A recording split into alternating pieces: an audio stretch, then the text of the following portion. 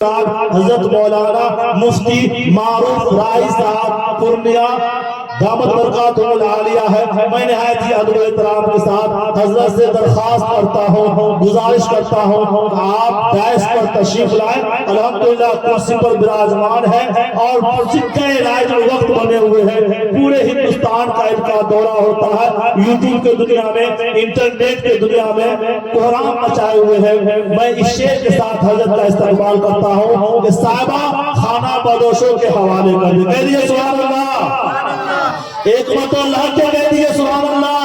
صاحبہ خانہ بدوشوں کے حوالے کر دے، یہ گھنا پہ پرندوں کے حوالے کر دے.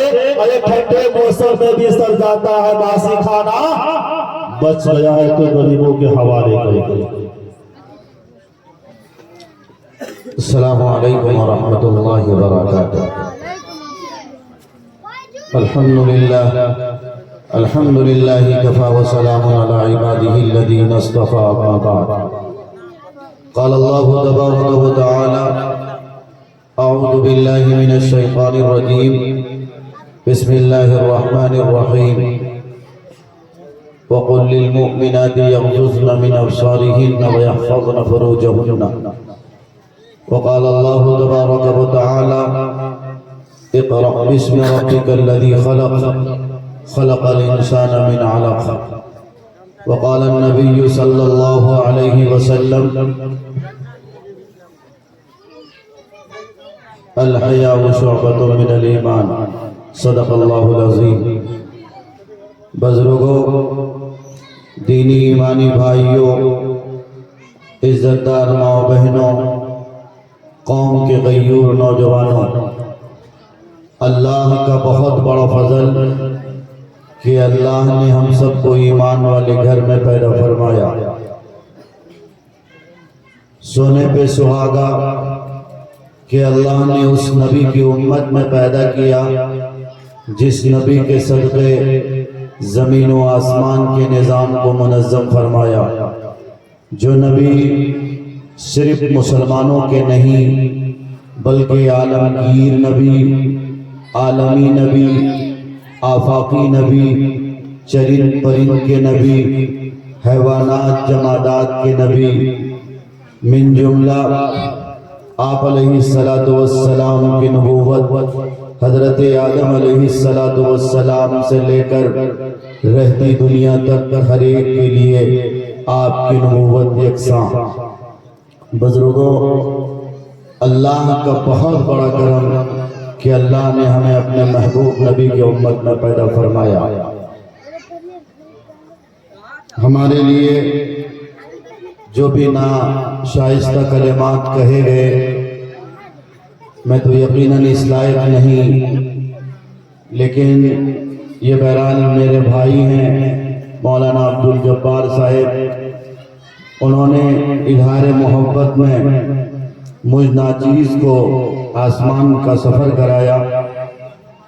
ان کے نکلے ہوئے الفاظ میں تو تصور کی شکل میں سفر کر رہا تھا اور ایک طرح کی کیفیت میں مبتلا ہو گیا تھا.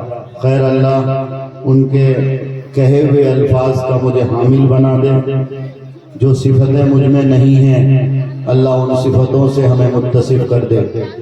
اسٹیج پر تشریف فرما حضرات علماء کرام، بالخصوص ہمارے دوست درسی ساتھی مولانا تبریز عادل صاحب، آپ کے گاؤں کے جن کو آپ اپنے مستری کے نام سے جانتے ہوں گے، لیکن وہ تو ایک حافظ قرآن بھی ہیں، عالم بھی بہرحال میرے خیال سے پورے کورس کیے. میری مراد جناب بھائی حافظ و قاری مولوی امجد صاحب آپ ہی کے یہاں کے ہیں. مجھ سے قبل جس شخصیت نے آپ کو مختصر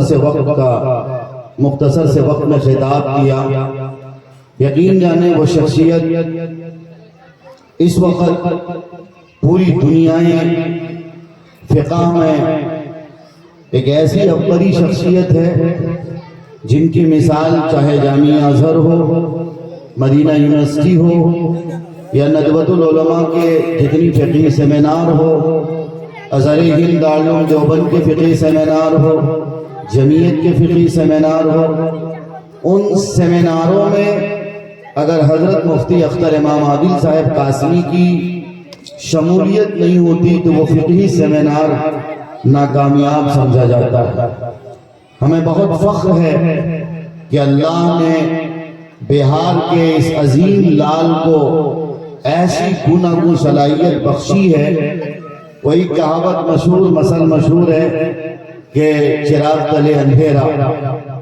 آج اگر فقیہ اللہ حضرت مولانا مفتی اختر امام عادل قاسمی سمستی پور کے نہ ہو کر یو پی کے کسی ضلع یا کسی خطے سے تعلق رکھتے تو خدا کی قسم میں بڑی بات نہیں کر رہا اور پڑھا کے نہیں بول رہا، آج جس طرح سے چند بڑے علماء کی گنتی ہوتی ہے اور مفتی اختر امام عادل صاحب کا نام ناانصافی کر کے لوگ چھوڑ دیتے ہیں، میں سمجھتا ہوں سر فہرست جس شخصیت کا نام لیا جاتا اس شخصیت کا نام نامی اسم گرامی فقیہ الاصل حضرت مولانا قاضی مجاہد الاسلام نور اللہ مرقدہ کے منظور نظر، حضرت مولانا سالم صاحب نور اللہ مرقدہ کے منظور نظر، حضرت مولانا مفتی ظفیر الدین صاحب مفتاحی مفتی اعظم کے منظور نظر، حضرت مولانا شیخ اعجاز صاحب شفقوری رحمت اللہ علیہ کے منظور نظر، اور دیگر کبار علماء کرام کے منظور نظر،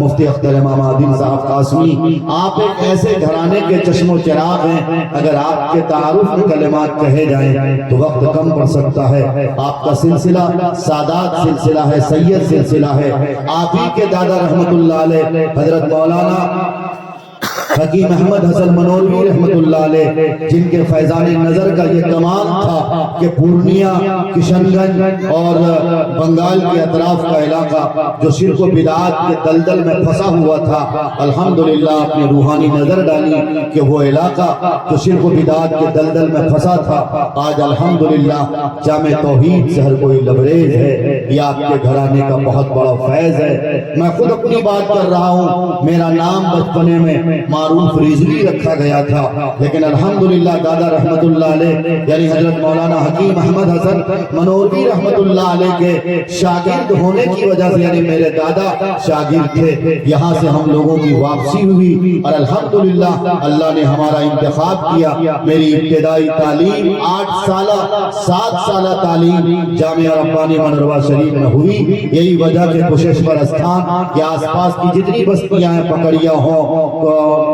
اسی طرح منسارا ہوں، بلہا ہوں، یہ جتنی بستیاں ہیں، ابھی تو بستیوں کے نام بھول رہا ہوں، اب جلسوں میں آتا ہوں۔ ایک وقت تھا جب کشتی کے ذریعے سے آتا تھا، ساری ندیاں مجھے آج بھی یاد ہیں، چاہے کوسی ہو، گنڈک ہو۔ اب تو یہ علاقہ بہت ڈیولپ کر چکا، ترقی کر چکا، پل پلیا کا کام ایسا ہو چکا ہے کہ اب اس علاقے کو اگر بہت دنوں کے بعد کوئی آئے گا تو پہچان نہیں سکتا ہے۔ اللہ اس علاقے کو شاد رکھے، آباد رکھے، اور اس علاقے پر جو ایک گہری نظر ہے اللہ تعالیٰ ان کے روحانی نظر کے صدقے اس علاقے کے لوگوں کے ایمان کی اور ان کے اسلام کی حفاظت فرمائے۔ بزرگوں، جناب قاری مبین فیضی صاحب جنہوں نے مختصر سے وقت میں یہ ادارہ قائم کیا، میں تو انہیں مبارکباد دیتا ہوں۔ جنگل میں منگل کا جب کوئی کام کرتا ہے تو یہ کام بہت بڑا ہوتا ہے۔ مدارس کے جال تو بہت پیچھے ہیں، بیرول میں اتنا بڑا مدرسہ، آس پاس کی بستیوں میں اتنا بڑا مدرسہ، لیکن کشیشور استھان میں خاص کر مدرسۃ البنات کا قیام یہ اس بات کی علامت ہے کہ اللہ تعالیٰ نے قاری مبین فیضی جو روحانی طبیب ہیں ان کا انتخاب کیا۔ اللہ ان سے بہت بڑا کام لینے والے ہیں، اللہ ان کی خدمت کو قبول کرے۔ اور میں قاری صاحب کو پیش کی مبارکباد دیتے ہوئے اپنی بات کو آگے بڑھاتا ہوں۔ قاری صاحب، آپ نے جس جگہ چراغ جلانے کا کام کیا ہے، یہ جگہ واقعتاً تشنگی کا دورہ ہے۔ یہاں لوگ بہت زیادہ پیاسے ہیں، یہاں کے لوگوں کی زندگیاں بتاتی ہیں، ماؤں بہنوں میں جو بے پردگی زندگی ہے وہ چیز بتاتی ہیں کہ یہاں مدرسے کا قیام بہت ضروری تھا، اور آپ نے وقت کی نزاکت کو مد نظر رکھا اور مدرسہ جامعہ رشیدیہ للبنات کا قیام کیا۔ اللہ تعالیٰ آپ کے اس ادارے کو قبول کرے۔ بزرگوں، میں نے آپ کے قرآن کریم کی 2 آیتیں آپ کے سامنے پڑھی ہیں۔ سب سے پہلی آیت میرے نبی حضرت محمد مصطفیٰ صلی اللہ علیہ وسلم پر جو نازل ہوئی وہ اقرأ بسم ربک الذی خلق نازل ہوئی۔ آپ کو جان کر حیرانی ہوگی کہ اللہ تبارک و تعالیٰ جس زمانے میں اپنے نبی کو اس دنیا میں بعثت فرماتے ہیں وہ زمانہ کیسا زمانہ تھا، کیسا گھٹا ٹوپ تاریکی کا زمانہ تھا۔ وہ زمانہ ایسا زمانہ تھا جو بھائی بھائی کا دشمن ہوا کرتا تھا، بیٹیوں کو زندہ درگور کر دیا جاتا تھا، شراب کی عادت آسمان پہ چڑھ کے شراب کی لت ایسی سماج پر لت تھی جو ہر کوئی شرابی نظر آتا تھا، حقوق دبائے جاتے تھے، بڑے چھوٹوں کے درمیان عزت کو پامال کیا جاتا تھا۔ ایسے دور میں، جس دور میں کہ لوگوں کے دل پتھر سے زیادہ سخت ہو چکے تھے، ضرورت اس بات کی تھی کہ ایسی شخصیت کا انتخاب اور ایسی شخصیت کی بعثت کی جائے جو لوگوں کے دلوں کو جوڑنے کا کام کرے، جو مساوات کا سبق دے، جو برابری کا سبق دے، جو انسانیت کو رب سے جوڑنے کا سبق دے، جو دنیا کو یہ بتانے آئے کہ دنیا والوں تمہارا اور ہمارا سب کا ایشور، سب کا گاڈ، سب کا لارڈ ایک ہی ہے اور وہ اللہ ہے جس نے ہمیں اور تمہیں پیدا کیا ہے۔ وہی اللہ الذی خلق الموت والحیات لیبلوکم ایکم احسن عملا، وہی اللہ ہے جو اللہ زندگی دینے سے پہلے موت کے تذکرے فرماتا ہے، وہی اللہ جس اللہ نے ہمیں 2 گندے خون سے پیدا کیا اور ہماری اوقات کو اللہ نے قرآن میں اس طرح بیان کیا، اِنَّا خَلَقْنَا الْإِنسَانَ مِن نُطْفَةٍ۔ وہی اللہ ہے جو اللہ کالے رات میں کالی چوٹی کی رینگنے کی آواز کو سنتا بھی ہے، دیکھتا بھی ہے۔ اس اللہ نے نبی علیہ السلام کی بعثت جب اس دور میں آپ علیہ السلام کی بعثت کرائی، مقصد صاف تھا، بگاڑ بہت زیادہ تھا، لوگوں میں برائیاں عام ہو چکی تھی، لڑکیوں کی عزتیں نوچی جا رہی تھی، بیٹیوں کو زندہ درگور جلا دیا جاتا تھا، انہیں زمین پہ دفن کر دیا جاتا تھا، بھائی بھائی کے حق ادا نہیں کرتے تھے، انسانیت شمشار ہو چکی تھی۔ ایسے دور میں اللہ تبارک و تعالیٰ نے اپنے آخری نبی خاتم النبیین آمنہ کے لال عبداللہ کے نور نظر حضرت محمد مصطفیٰ صلی اللہ علیہ وسلم کو پیدا ہوا۔ جب آپ کی دنیا میں بعثت ہوئی ہے، جب آپ دنیا میں تشریف لائے ہیں، آپ کو پتہ ہے وہ وقت کیسا وقت تھا، وہ وقت صبح کا بھی وقت، صبح صادق کا وقت، جو لیل و نہار دونوں آپس میں فیضیاب ہو رہے تھے، ہر طرف مسکراہٹ تھی، ہر طرف سارے لوگوں کے چہرے کھلے ہوئے تھے۔ آپ علیہ السلام کی بعثت کا دراصل مقصد یہی تھا، انسانیت کا پیغام دینا، مانوتا میں ایک دوسروں کے سمان اور ایک دوسروں کی عزت اور ایک دوسروں کے احترام اور اکرام کو بتانا، دنیا والوں کو اس بات کی تعلیم دینا۔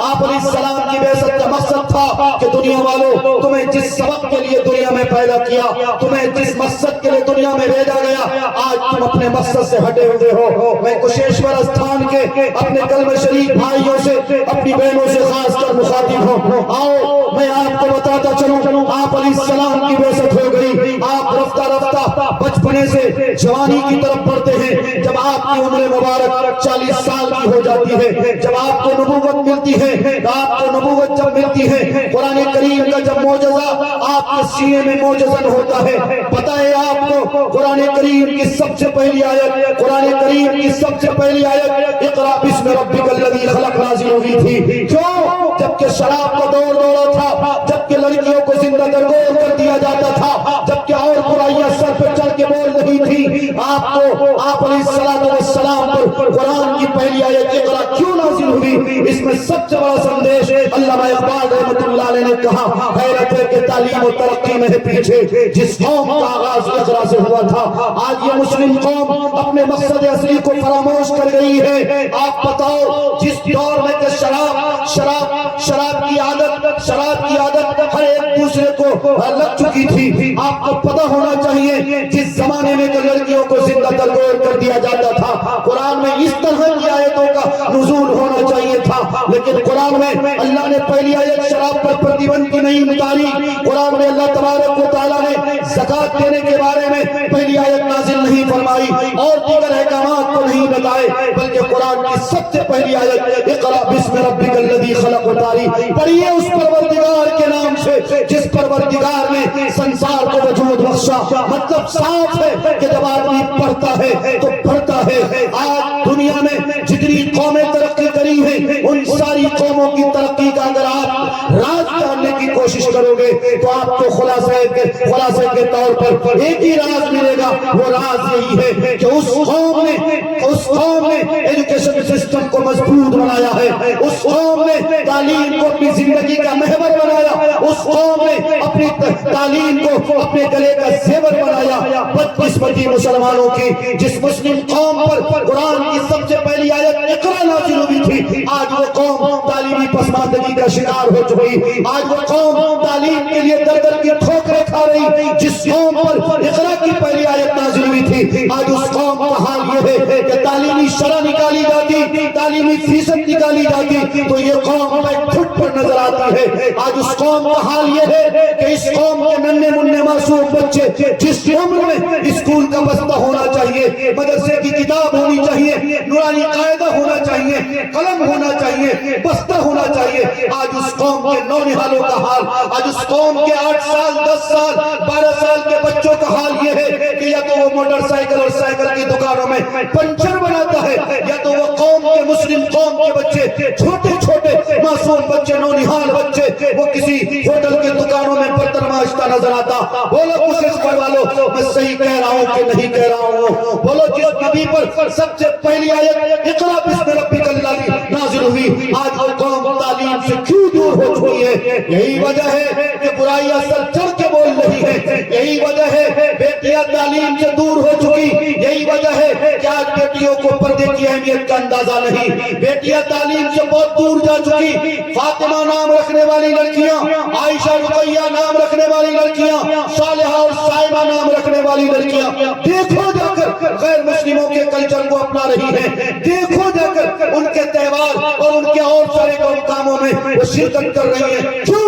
इसलिए कि बेटियों की बुनियादी तालीम दीनी तालीम होनी चाहिए। जरूरत इस बात की है कि आज जामिया रशीदिया लिल बनात जो कारी मुबीन फैजी साहब को अल्लाह ने इस काम के लिए चुना और उनमें उनके शाना बशाना जो टीम खड़ी है, आप सबकी जिम्मेदारी बनती है। ये जामिया जो आज टिमटिमाता हुआ चिराग है, अगर कुशेश्वर स्थान वालों की तवज्जो इस जामिया की तरफ मरकूज हो गई, कल यही टिमटिमाता हुआ चिराग कुशेश्वर स्थान जो तारीखी जगह है, हिंदू भाइयों की बहुत सी तारीखी मकामात यहाँ मिलते हैं, यही से गोया कि इक़रा का आगाज होना चाहिए। मदरसों में बच्चियों की तालीम इतनी मजबूत होनी चाहिए कि घर घर मक्ते का रिवाज, घर घर मक्ते का क़याम होना चाहिए। अगर ऐसा हो गया तो आप देखो, मैं गारंटी के साथ कहता हूँ, आज शादी हो रही है, जिस कमरे में हम लोग बैठे थे, आपको बोलूंगा तो आपको यकीन नहीं होगा, खुदा की कसम हैरत हो गई जब मैंने ये बात सुनी कि बगल वाले घर में शादी है, वहाँ शादियों की शादी घर से म्यूजिक की आवाज आ रही थी, गाने की आवाज आ रही थी, लड़कियां गीत गा रही थी, लड़कियां आपस में फौज बातें कर रही थी। कौन है इसके जिम्मेदार? बोलो कौन है जिम्मेदार? आज बड़े बड़े हाजी साहब, नमाजी साहब, बड़े बड़े तुर्रम खां अपने आप को बहुत बड़े ज्ञान खेलते हैं। कोई कहता मैं चिल्ला 4 महीना वाला, कोई अमीर साहब, कोई मौलवी साहब, कोई मुफ्ती साहब, हर कोई जिम्मेदार है। आप अलैहिस्सलातु वस्सलाम ने फरमाया था कुल्लुकुम राइन व कुल्लुकुम मसऊलुन अन रइयतिही। जिस तरह से चरवाहे की जिम्मेदारी है कि उसके काफले, उसके गिरोह में से कोई भेड़, कोई बकरी किसी की खेत चरने न पावे, वैसे ही मुसलमानों के मर्दों की जिम्मेदारी है कि उनकी बेटियां किसी और के डगर पे जाने न पावे। आज डगर पे जाना तो दूर की बात, कुशेश्वर स्थान ये बिरोल का हाट है, जानता हूँ कायदे से, यहाँ बेटियां, यहाँ माएं, यहाँ बहनें खल्ले के साथ सब्जी बेचती हैं, छोटी छोटी दुकानें लगाती हैं। क्या इन मर्दों के पैरों पे जंजीर बंधे हुए हैं? इनके کے ہاتھوں کو کوڑ ہو چکا ہے. یہ اپنی بہنوں کو, اپنی بیٹیوں کو, اپنی بیویوں کو دکانوں پہ بیٹھاتے ہیں. کیا جواب دو گے اللہ کو؟ کیا منہ دکھاؤ گے اللہ کو؟ بیٹیوں کو گھر میں رہنا چاہیے. یہ بیٹیوں کی ذمہ داری تھی کہ وہ گھر کی حفاظت کرتی, لیکن تم نے اس کو بازار میں لا کے کھڑا کر دیا. کل قیامت کے تم جواب نہیں دے سکو گے. تمہارا کوئی سجدہ تمہیں بچا نہیں سکے گا. اس لیے بنیادی ذمہ داری ہم سب کی یہ بنتی ہے, آؤ مل کر ہم سب اللہ کی رسی کو مضبوطی سے تھامیں. آؤ اس تعلیم کے مشن کو آگے بڑھائیں. اگر تعلیم کے مشن کو آگے نہیں بڑھاؤ گے, حکومت کی بہت سخت نظر ہمارے اور آپ کے اوپر پڑی ہوئی ہے. مدرسوں میں تالے لگ رہے, مدرسوں کی طرف توجہ حکومت کی بہت قاعدے سے لگی ہوئی ہے. اس لیے اے غیور مسلمانوں, کشیشور استھان کے زندہ دل نوجوانوں, عزت دار ماں بہنوں, میں پورنیا سے آ کر مفتی اختر امام عادل قاسمی کا شاگرد یہ بابانگ دہل آپ کی آواز لگاتا ہوں, آپ سے فریاد کرتا ہوں, خدا کی قسم اگر قاری مبین فیضی کے ادارے کو اگر مل جل کے آگے بڑھاؤ گے تو تمہاری بیٹیاں, تمہاری بہنیں جو آج ارتداد کے رائے اختیار کر رہی ہیں, غیر مسلموں کے ساتھ رفو چنکر ہو رہی ہیں, ان کے شانہ بشانہ کھڑے ہو کر ان کی محفلوں میں, ان کی مجلسوں میں, ان کے طرح طرح کے فنکشن میں شرکت کر رہی ہیں. فاطمہ نام رکھنے والی لڑکیاں کسی دیوی دیوتا کے نام رکھ رہی ہیں. بولو اس کے ذمہ دار کون ہیں؟ بولیں اس کے ذمہ دار کون ہے؟ اس کے ذمہ دار ظاہر ہے ہم اور آپ ہیں. اس کے ہماری اور آپ کی بڑی ذمہ داری بنتی ہے. بنیادی ضرورت ہے اللہ کے واسطے آپ سب جاگیں. اگر نہیں جاگو گے نا تو پھر یاد رکھو حضرت مودی اور حضرت امت شاہ کی جوڑی بہت اچھی اللہ نے رکھی ہے. گھبراؤ مت. نبی علیہ السلام کا فرمان اعمالکم اموالکم, جب تمہارے اعمال بگڑ جائیں گے تو تمہارے سروں پہ ظالم حکمرانوں کو مسلط کر دیا جائے گا. یہ کیا گیا ہے, یہ ہمارے اعمال کے رزلٹ ہیں, یہ ہمارے اعمال کے نتائج ہیں. جیسے کرنی ویسی بھرنی. اگر نہیں مانو گے, اگر نہیں سدھرو گے, خدا کی قسم لٹ مارا جائے گا. تمہاری شریعت کے ساتھ جس طرح چھیڑ چھاڑ کی جا رہی, یکساں سول کوڈ کو جس طرح اتراکھنڈ میں نافذ کر دیا گیا, اب بہار میں بھی نافذ کرنے کی باقاعدہ بات چیت چل رہی ہے. خدا نہ خواستہ اگر یکساں سول کوڈ نافذ کر دیا گیا تو بولو مسلمانوں کیا کرو گے جب تمہاری شریعت تمہارے ہاتھوں سے چھن جائے گی. ایک 3 طلاق پر پابندی لگی تھی, مسلم پرسنل لا بورڈ کی طرف سے فارم بنائے گئے تھے, سگنیچر مہم, دستخط مہم چلائی گئی تھی, لیکن یہ یکساں سول کوڈ اتنا خطرناک قانون ہے جس میں 3 طلاق بھی مثبت ہے, جس میں نکاح بھی مثبت ہے, جس میں بیٹیوں کو جو ترکہ دیتے ہو وہ ترکہ بھی مثبت ہے, اور بھی بہت سارے قانون اس میں مثبت ہے. جانتے بھی ہو آپ, کبھی آپ نے جاننے کی کوشش نہیں کی ہوگی یہ یکساں سول کوڈ کون سا قانون ہے, کتنا سخت قانون ہے. آپ جان کر حیران رہو گے. یکساں سول کوڈ اگر نافذ کر دیا گیا تو جس طرح سے آج اگر کسی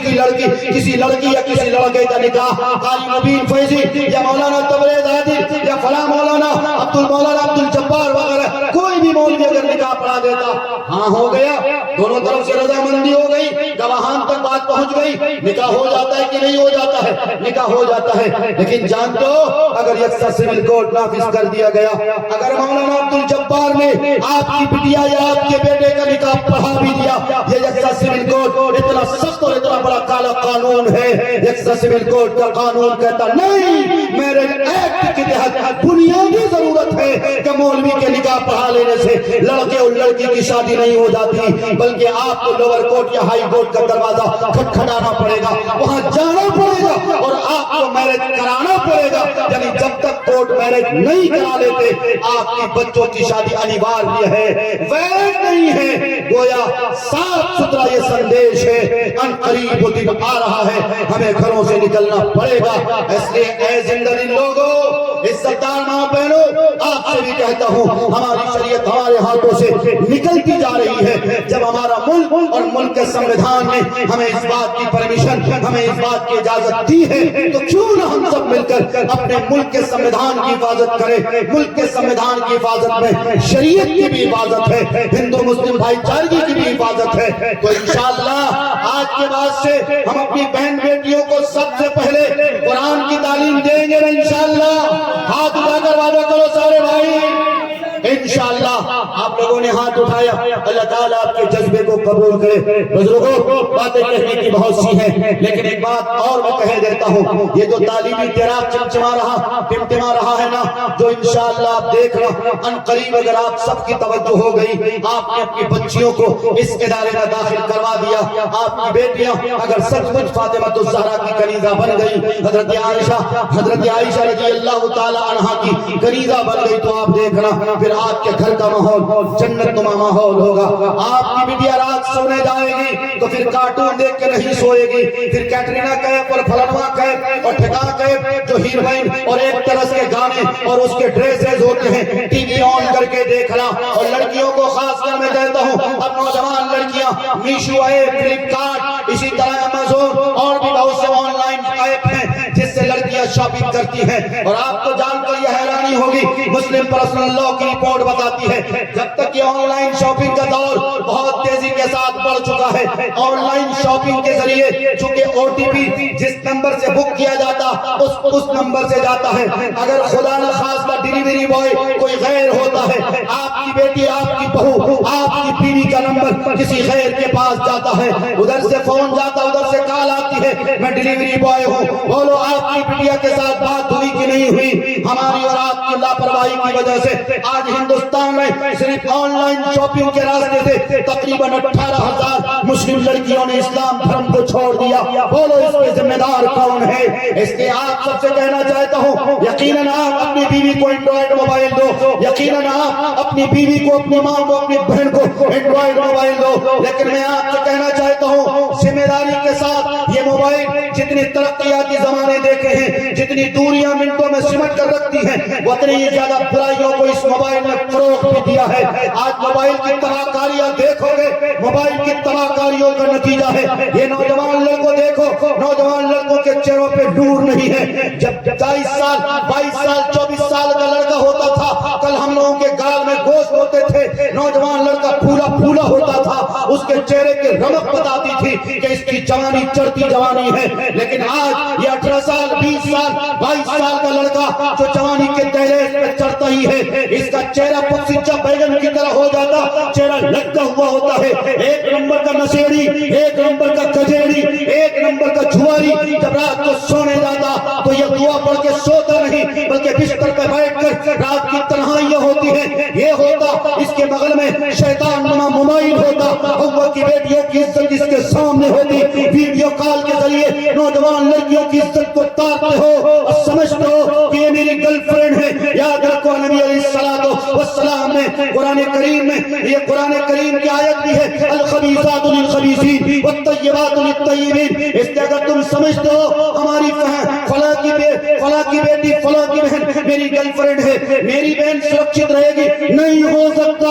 تم کسی کی عزت پہ، تم کسی کے گریبان پہ ہاتھ ڈال رہے ہو، تمہاری بہن، تمہاری بیٹی، تمہاری بیوی کے گریبان پہ بھی کوئی ہاتھ ڈالنے والا ہوگا۔ اس لیے ذمہ داری ہم سب کی بنتی ہے، موبائل کے مس یوز سے ہمیں اپنے سماج کو بچانا ہے، نشہ مکت سماج بنانا ہے۔ آج ہوا کی بیٹیوں کو دیکھو، ہوا کے بیٹوں کو دیکھو، پان کی دکان پہ بیٹھ کر، پان کی دکان پہ کھڑا ہو کر ایک ایک وقت میں کم سے کم میں سمجھتا ہوں ایک دن میں 100 روپے کا مسالہ گٹکا کھاتا ہے، اور کہو کہ ماں تمہاری بھوکی ہے، بہن تمہاری بھوکی ہے، باپ تیرے دوائی کے لالے پڑے ہیں، باپ کو پیسہ دینے کے، باپ کے دوائی کے علاج کے لیے، اس کی بیماری کے علاج کے لیے پیسے نہیں ہوتے، گٹکا پڑیا مسالہ کھانے کے لیے 100 روپے برباد کر دیتا ہے۔ یہ بتاؤ اللہ کا عذاب پھر اس سماج پہ نہیں آئے گا تو بولو کس سماج پہ آئے گا؟ گٹکا پڑیا ہاں، اور جتنے بھی نشیڑی اور گنجیڑی بنانے والی جتنی بھی زہریلی کمپنیاں ہیں، کون سی کمپنیاں ہیں، کس نے ایجاد کیا؟ اسرائیل نے ایجاد کیا۔ جا کر دیکھو اسرائیل میں تمہیں نشہ کرنے والی کوئی چیز نہیں ملتی ہے۔ کیوں وہ ترقی کر رہا؟ آج بین الاقوامی قانون بنانے والوں میں جو ایک بینچ ہے، باقاعدہ طور پر 57 نہیں بلکہ 163 ممالک کی ایک سدسیہ، 163 ملک کی باقاعدہ ٹیم جو ورک کرتی ہے، جو کسی قانون بین الاقوامی قانون میں پاس کرانے کے لیے، اس کا سپریمو کون ہے، اس کا چیف لیڈر کون ہے؟ اسرائیل کا ہے۔ پھر بتاؤ آج اسرائیل چھوٹا سا ملک ہو کر پوری دنیا کو مٹھیوں میں لے جا رہا، 57 اسلامی ممالک کو آنکھیں دکھا رہا، اس کی نیند حرام کر رہا ہے، فلسطینی معصوم بچوں کو کاٹ رہا ہے، غزہ کے بچوں کو نرسنہار کر رہا، اس کے گھروں کو بلڈوزر سے اڑا دیا جاتا ہے، بم دھماکے سے اڑا دیا جاتا. اس کے باوجود سعودی بھی خاموش، قطر بھی خاموش، دبئی بھی خاموش، تمام اسلامی ممالک خاموش ہے. کیوں؟ اس لیے آج اس ملک کے پاس ٹیکنالوجی ہے، آج اس ملک کے پاس تعلیم کی طاقت ہے. آج وہی قوم آگے بڑھتی ہے جو قوم تعلیم کے میدان میں آگے ہوتی ہے. مسلم قوم کا حال یہ کہ مسلم قوم کو گوشت پوست کھانے سے فرصت نہیں ہے، عیاشی کرنے سے فرصت نہیں ہے، شادی میں فضول خرچی کرنے سے فرصت نہیں ہے، رسم و رواج کو چھوڑنے سے ان کو طبیعت نہیں لگتی، بلکہ دن بدن جہیز کی لعنت پڑ رہی ہے، تلک پڑ رہا ہے. لڑکیاں بےہودگی اور آوارگی کو فروغ دے رہی ہیں. انٹر کے نام پر، بی اے کے نام پر، ڈی ایل ایڈ کے نام پر، بی پی ایس سی کے نام پر، ڈی ایڈ کے نام پر اور بڑی بڑی ڈگریوں کے نام پر آج مسلم لڑکیوں کی عزت کا جو جنازہ نکالا گیا وہ کسی سے ڈھکا چھپا نہیں ہے، وہ ہر کوئی جانتا ہے. جانتے ہو اس کی بنیادی وجہ کیا؟ اس کی بنیادی وجہ یہ کہ جب آپ کی بچی 2 سال 3 سال 4 سال 5 سال 6 سال کی تھی، جس عمر میں بچی کی تتلاتی زبان سے اللہ محمد کا نام نکلنا چاہیے، حسبی ربی جل اللہ، جو کل کی مائیں اپنی بچوں کو سلاتے وقت پڑھا کرتی تھی، اے کاش آج اگر مائیں ایسی ہو جائیں بچوں کو سلاتے وقت اگر اسلامک گیت گا کر بچوں کو سلا دیں تو میں سمجھتا ہوں آج بھی فاطمہ نام رکھنے والی لڑکیاں انشاءاللہ صفت کے اعتبار سے فاطمہ ہو سکتی ہیں، فاطمہ کی کنیزہ ہو سکتی ہیں. لیکن ہم نے اور آپ نے کیا کیا؟ 2 سال 3 سال 4 سال کی معصوم بچی کے ہاتھ میں موبائل پکڑا دیا، اس کو کارٹون بنا دیا. آج بچوں کا حال یہ، کارٹون دیکھ کر اس کا دماغ کارٹون ہو چکا ہے، ڈبے کا دودھ پی کر اس کے بچے کا دماغ بھی ڈبہ ہو چکا. یہی وجہ ہے کہ وہ اسلامی تعلیمات کو ایکسپٹ نہیں کر پاتا، اسلامی تعلیمات کو اپنی زندگی میں اتار نہیں پاتا. اس لیے اے کشیشور استھان کے زندہ دل لوگوں، ضمیر فروش اگر نہیں ہو، اگر آپ کے دل میں دھڑکتا ہوا دل ہے، اگر تھوڑی بھی ایمان کی چنگاری بچی ہے تو میں تمہیں ایمان کی اس چنگاری سے آگ لگا رہا ہوں. اٹھو اور آج ہی سے طے کرو کہ انشاءاللہ آج کے بعد سے جامعہ رشیدیہ للبنات جو اس مدرسے ہم اس مدرسے کو آگے بڑھائیں گے، ہم اپنی بچیوں کو اس مدرسے میں داخلہ کرائیں گے. جو غلطیاں ہو گئی سو ہو گئی، اب کشیشور استھان سے ایک تحریک ابھرے گی اور وہ تحریک یہ ہوگی ہم محمد الرسول اللہ کے سچے پکے غلام بنیں گے. آپ علیہ السلام کے مشن کو آگے بڑھائیں گے، آپ علیہ السلام کے سندیش کو، آپ علیہ السلام کے میسیجز کو ہم غیر مسلم بھائیوں تک پہنچائیں گے. غیر مسلم بھائیوں کو کہیں گے کہ میرے نبی نے ہنسا کی تعلیم نہیں دی، میرے نبی نے محبت کی تعلیم دی، میرے نبی نے یہاں تک فرمایا تمہارا پڑوسی اگر کوئی یہودی کیوں نہ ہو اس کے ساتھ حسن سلوک کرو، اس کے ساتھ بھی محبت اور بھائی چارگی کا برتاؤ پیش کرو. یہ ہمارے نبی کی تعلیم ہے. کس نے کہا کہ میرے نبی نے تلوار سے اسلام پھیلایا؟ یہ غلط ہے، 100 بار غلط ہے. میرے نبی نے اگر پوری دنیا میں اسلام کا جھنڈا گاڑا ہے تو صرف اخلاق جیت کر لوگوں کے دل جیت کر اخلاق کی دیوار کو کھڑی کر اس لیے کشیشور استھان کے زندہ دل لوگوں، غیور مسلمانوں، قوم کی درمند بیٹیوں، دھڑکتے دل رکھنے والے نوجوانوں، آپ سب یہ بیڑا اٹھاؤ اور آج طے کرو کہ ہماری سب سے پہلی ضرورت جو ہے وہ مدرسے میں داخلہ دلائیں گے. آپ سے میں گارنٹی کے ساتھ کہتا ہوں اگر آپ کی بیٹی پڑھ لے گی تو پھر آپ دیکھنا، اگر ایک بیٹی پڑھتی ہے، ایک گھر پڑھتا ہے، ایک سماج پڑھتا ہے، ایک سوسائٹی پڑھتی ہے. اس تو بیٹی بچاؤ گے بھی اور انشاءاللہ سماج ڈیولپ بھی کرے گا، سماج ترقی بھی کرے گا. اللہ سے دعا کرتے ہیں کہ اللہ ہمیں کہنے سے زیادہ اللہ تعالی ہم سبوں کو، ہم دونوں کو سمجھ کی توفیق عطا کرے. بزرگ اور کہتا ہوں اس بات سے بھی بخوبی اندازہ ہوتا ہے मेरा बचपना भी यहीं गुजरा है। मैं कायदे से जानता हूँ इस इलाके को। बेगूसराय के अतराफ का इलाका, खगड़िया, समस्तीपुर, दरभंगा, सुपौल, सहरसा, मधेपुरा का तरफ, चूंकि एक पड़ोस भी हूँ और बिहार का हूँ, इसलिए मैंने एक चीज महसूस करी। हमारे पूर्णिया का वो जो पूर्वी बेल्ट है जो बंगाल से मुत्तसिल है, किशनगंज, अररिया का इलाका, हमारे यहाँ तिलक और जहेज की लानत इतनी ज्यादा नहीं है। आपके यहाँ तो बहुत ज्यादा तिलक और जहेज की लानत है। आओ हम सब मिलकर अपने समाज को नबवी समाज बनाओ, तिलक और जहेज की इस लानत को खत्म करो। अगर तिलक और जहेज की इस लानत को खत्म नहीं करोगे तो फिर याद रखो, तुम लाख बोल लो, तुम लाख बोल लो, जितना चाहो प्रोटेस्ट कर लो, जितना चाहो एहतजाज कर लो, तुम कामयाब नहीं हो सकते, तुम तरक्की के बामे उरूज पर नहीं पहुंच सकते। इन्नल्लाह ला युगय्यिरु मा बिक़ौमिन हत्ता युगय्यिरु मा बिअनफुसिहिम। खुदा ने आज तक उस कौम की हालत नहीं बदली न हो जिसको खुद अपनी हालत के बदलने का। इसलिए आओ संकल्प लो, हम भी बदलेंगे, अपने समाज को बदलेंगे, और बुनियादी जरूरत जो मैंने बताई है, तालीम के चिराग को जलाएंगे। आज जनाब कारी मुबीन फैजी साहब ने ये जामिया रशीदिया लिल बनात का क़याम अमल में लाया है। मैं कहता हूँ अगर कुशेश्वर स्थान में जिस तरह बेटियों के लिए एक मदरसे का क़याम अमल लाए हैं, यही इसी के साथ साथ अगर लड़कों का एक मदरसा नहीं है तो यहाँ लड़कों का भी एक मदरसा होना चाहिए। और आपको कहता हूँ आज ही से तौबा करो, अपनी बहन बेटियों को, अपनी माँ को सड़कों पे नहीं लाओगे, तुम सब्जी बेचने के लिए अपनी बेटी को लाइन पे नहीं लगाओगे, अपनी माओ को, अपनी बेटियों को मत लाओ अगर उनके हाथ की तुम उनके हाथ के कमाए हुए पैसे खाते हो। इसका मतलब है कि तुम माजूर हो चुके हो, इसका मतलब ये कि तुम्हारे पैरों की ताकत खत्म हो चुके। मैं तो कहता हूँ अगर कोई मर्द ऐसा है जो अपनी बीवी, अपनी बेटी, अपनी बहनों की कमाई खाना, अपनी बहनों की कमाई खाना मुनासिब समझता तो फिर अपने पैरों में वो अपने पैरों में बेड़ियां डाल ले, अपने पैर में वो जंजीर से बांध दे, अपने हाथों में हथकड़ियां लगा दे। बेटी को घर में रहना चाहिए, लेकिन तुमने बेटी को मार्केट की जीनत बनाया। याद रखो लोगों, कामयाब समाज तभी हो सकता, कामयाबी हमें और आपको उसी वक्त मिल सकती है जब हम सब लोग मिलकर मुट्ठी बांधेंगे और ये अज़्म करेंगे, ये मुसम्मम करेंगे, ये संकल्प लेंगे आज के बाद से इंशाअल्लाह हम अपने समाज की बेहूदगी को दूर करेंगे, हम अपने समाज को नबवी समाज बनाएंगे, हम अपने समाज की सारी गंदगियों को खत्म करेंगे। हम जिस हाल में भी रहें कलमे के तकाज़े को नहीं भूलेंगे।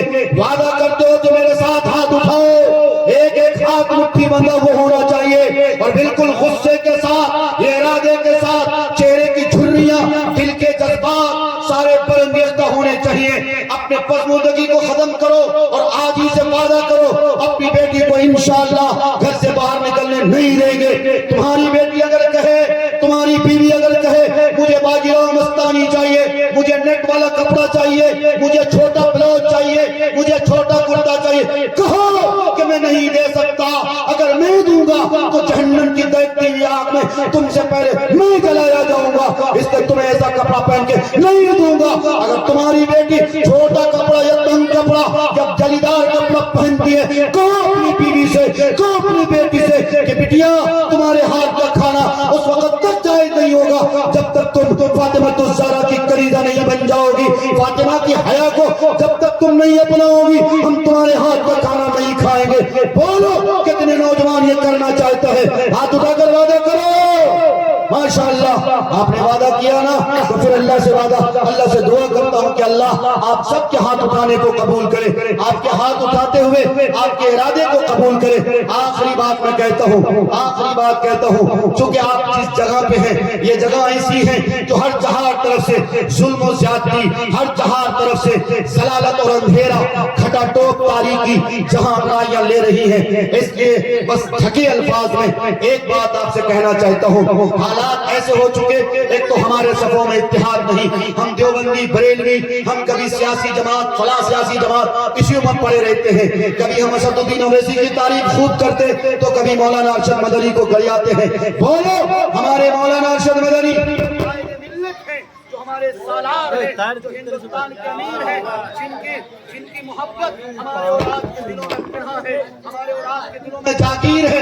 आज मौलाना अरशद मदनी के खिलाफ, आज मौलाना अरशद मदनी के खिलाफ असदुद्दीन ओवैसी का कोई खलीफा अगर अपनी जुबान दराज करता ہے, اگر بدتمیزی کرتا ہے ہم کیا کہیں گے؟ ہم نے اپنے ودھائک اختر الایمان صاحب سے گزارش کی ہے, کہیے اس امبیڈکر کی اولاد سے کہ وہ معافی مانگے. بھیم راؤ امبیڈکر نے اتنا خوبصورت سنویدھان دیا ہے جہاں ٹوپی پہننے پر کوئی پابندی نہیں, جہاں برقع پہننے پر کوئی پابندی نہیں, جہاں مدارس چلانے پر کوئی پابندی نہیں, جہاں مساجد کے قیام پر کوئی پابندی نہیں. جنہوں نے ہندو مسلم بھائی چارگی کا ایسا سندیش دیا, پھر یہ امبیڈکر نام رکھنے والا کون پاپی ہے جو ہمارے قائد, ہمارے جانب, ہمارے امیر حضرت مولانا سید ارشد مدنی دامت برکاتہم العالیہ کے خلاف اپنی زبان دراز کرتا ہے؟ کہیے یہ معافی مانگے. اگر یہ معافی نہیں مانگے گا ہم لوگ سڑکوں پہ آئیں گے. ہم کسی سیاسی جماعت کو اتنا سر پہ نہیں چڑھاتے ہیں جتنا ہم اپنے اکابر کو چڑھاتے ہیں. کیوں؟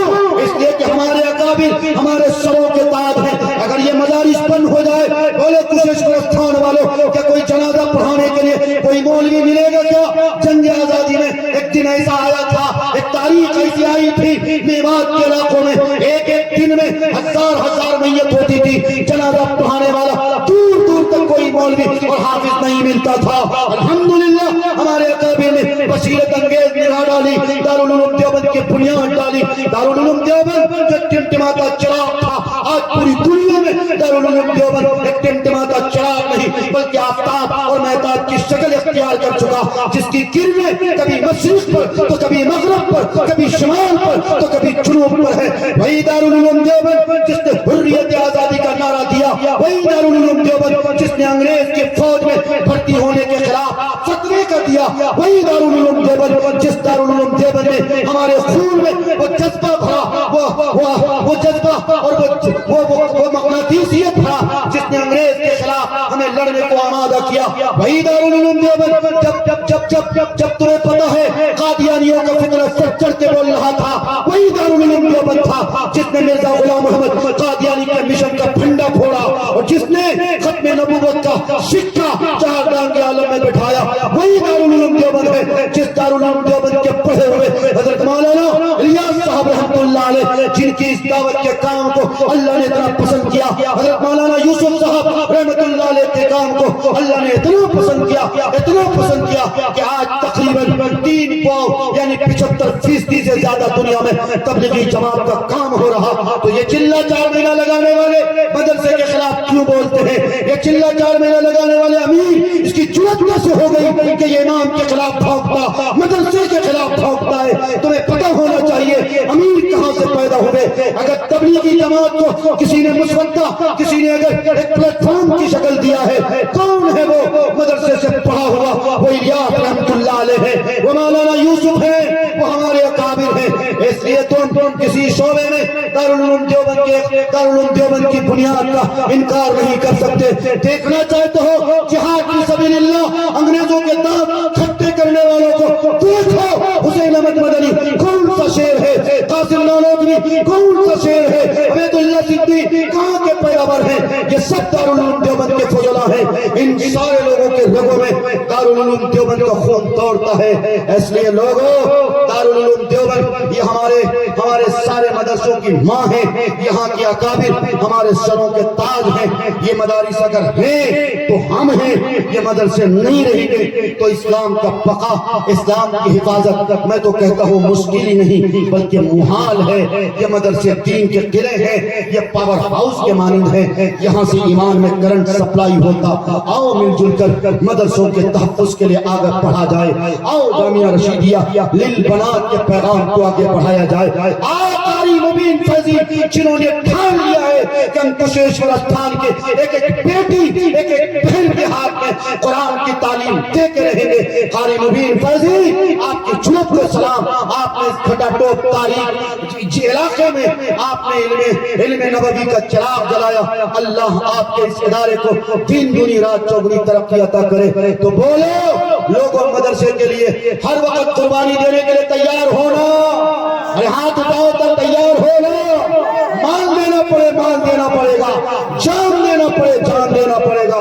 مت سوچو کہ میری جان چلی جائے گی. اگر اللہ کے لیے, نبی کے گھر کے لیے, مسجد کے تحت کے بقا کے لیے تمہاری جان جاتی ہے، میں کہتا ہوں 100 جان چلی جائے کوئی پرواہ نہیں ہے، مریں گے اللہ کے راستے پہ مریں گے، مر گئے تو غازی مر گئے تو شہید کہلائیں گے، اگر ڈٹ رہ گئے ایمان کی حفاظت کرنے میں کامیاب ہو گئے تو غازی کہلائیں گے۔ امید ہے کہ آپ کو میری بات سمجھ آئی ہوگی۔ بس انہی چند باتوں کے ساتھ اپنی بات ختم کرتے ہوئے کہتا ہوں کہ زمانے کو شاید بتانا پڑے گا، نیا رنگ اپنا دکھانا پڑے گا، فقط تسبیحوں سے نہیں ملتی جنت، خدا کے لیے سر کٹانا پڑے گا۔ جنہیں خانقاہوں کی لت لگ گئی ہے انہیں پھر سے میدان میں لانا پڑے گا، انہیں پھر سے میدان میں لانا پڑے گا۔ صراط الذین انعمت علیہم، تمہیں خود کو اس پہ چلانا پڑے گا۔ وآخر دعوانا ان الحمدللہ رب العالمین۔